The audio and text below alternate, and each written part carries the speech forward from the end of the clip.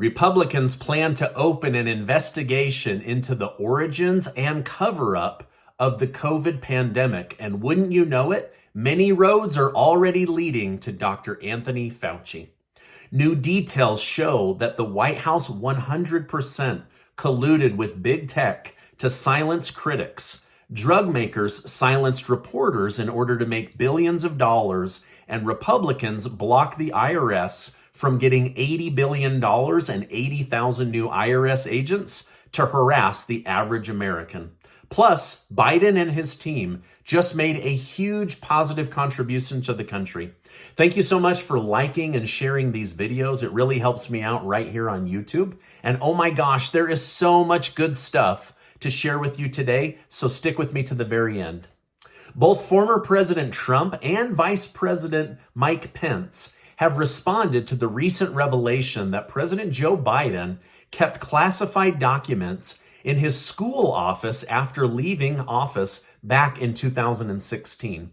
Trump stated, "When is the FBI going to raid the many houses of Joe Biden, perhaps even the White House? These documents were definitely not declassified." Former Vice President Mike Pence stated, "He was incredibly frustrated with how the FBI holds a double standard and does not believe that they should have raided a former president's home in the first place." He stated, "But having now created that standard and now abandoned that standard, when the current president of the United States is found to have classified documents in his possession after leaving office, I have no words right now." President Joe Biden is now in hot water after calling Trump irresponsible for keeping classified documents, which seems to imply that he himself is now irresponsible. Now, last night, you could visibly see just how frustrated CNN anchors were that have trashed Trump over classified documents to now have to report that Joe Biden is in the same hot water and that the Department of Justice was found to have hidden this story from the American public in order to sway the midterm elections. Here's what we know so far. Classified documents marked with the SCI marking were discovered at an old university office Biden used before becoming president and after being vice president. The classified documents were commingled with other Biden documents. We also know that these are old classified secrets because they would have been from when Biden was vice president. We can also say with certainty that these documents were not declassified because a vice president does not have authority to declassify documents. Only a president does. We also know the Department of Justice, run by Merrick Garland, sat on this story purposely until after the election and after the new Congress was sworn in, thus swaying the midterm elections while saying that they didn't release it in order to not sway U.S. elections.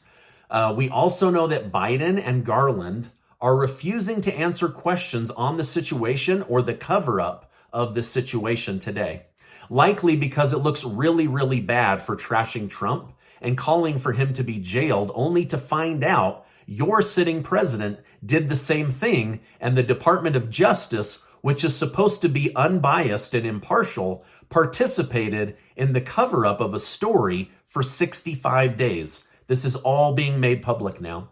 Now, speaking of cover-ups, the Attorney General of Louisiana and Missouri are suing the federal government for manipulating Americans on social media and for coercing social media websites to cancel or block certain people. It was announced last night by Landry, the Attorney General of Louisiana, that he now has evidence in his possession that the White House called for the silencing of Fox newscaster Tucker Carlson. In the same report, we learned that Pfizer used back channels through their lobbyists to get Twitter to silence reporters that dared to report the truth about their vaccines. Now, can you believe that Pfizer, the creator of the miracle vaccines, used their influence to snuff out reporters and block freedom of speech with those that didn't fall in line with their narrative that would help them to go on and make $30 billion in profits? I mean, I just can't believe Pfizer would do such a thing. Now, we've also learned that Facebook directly offered the White House to silence Robert Kennedy Jr. from their platform because he dared to question the narrative and Dr. Fauci. This is the nephew of President JFK and the son of Robert F. Kennedy. He's an activist lawyer who wrote the book, The Real Dr. Anthony Fauci. Now, I'm going to try to get him on my show, so let me know in the comments down below if you would like him to come on and talk about this corruption, this collusion, and Dr. Fauci. I know I certainly would, so I'm hoping that he'll come on. But all of this came out in the last 24 hours. I mean, these guys are really trying to control you and the information that you receive and silence anyone who doesn't fall in line with their 1984 control system. Okay, now here's something really big that President Joe Biden did that will make life better over time and will benefit the security of the United States. Biden, along with Obrador from Mexico and Justin Trudeau from Canada, have agreed to bring most chip manufacturing back to the Americas. This means that the United States, Canada, Mexico, and most of South America won't be dependent on China or Taiwan for chips and semiconductors for cell phones, computers, equipment, machinery, cars, trucks, etc. This super strengthens the United States and the Americas and puts a new level of pressure on China they didn't see coming. If the United States isn't dependent on China for semiconductors and chips, then the chances of China or their dollar, their yuan, overtaking the dollar just dropped precipitously. Now, this is a huge deal. It also keeps global trade safer because other countries outside of China also won't have to depend on China to get necessary parts for all of these electrical components and pieces of equipment that we all need. Now, the next thing they need to do is rehome the basic medicine production back to the Americas. That way we never again see constraint on medicine or medical equipment like we did during the lockdown. So this is something really big the Biden administration did well today. Also, Mexico is going to make changes to their approach in not allowing tens of thousands of people to gather on their northern border, our southern border.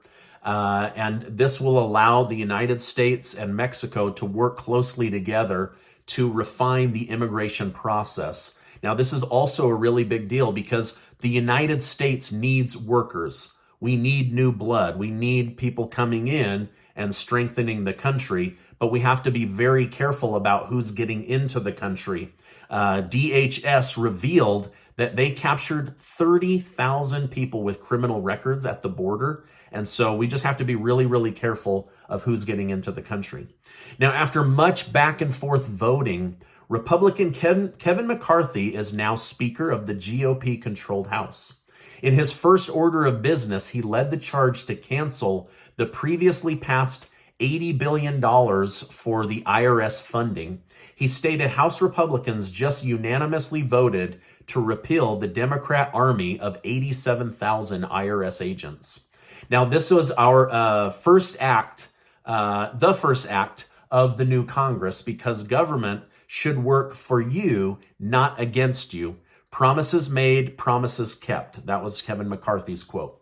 While this is great news for the American people, the new bill will now head to the Senate. So it doesn't mean that this is going to pass, but it might not pass by the House blocking it. So this has worried many Republicans because the Senate right now is still controlled by Democrats that want to give $80 billion to the IRS, and they want those 88,000 new IRS agents. But what we're finding, new revelation, is absolutely proving that the IRS audits and harasses people that make under $100,000 significantly more than millionaires and even billionaires. And so basically, this was funding an army of people to come after anyone that makes under $100,000 a year, which is the majority of the country, right? We were sold a bill of goods saying, this is how we keep the billionaires in check, but that's total BS. And now we know that since the IRS openly admitted,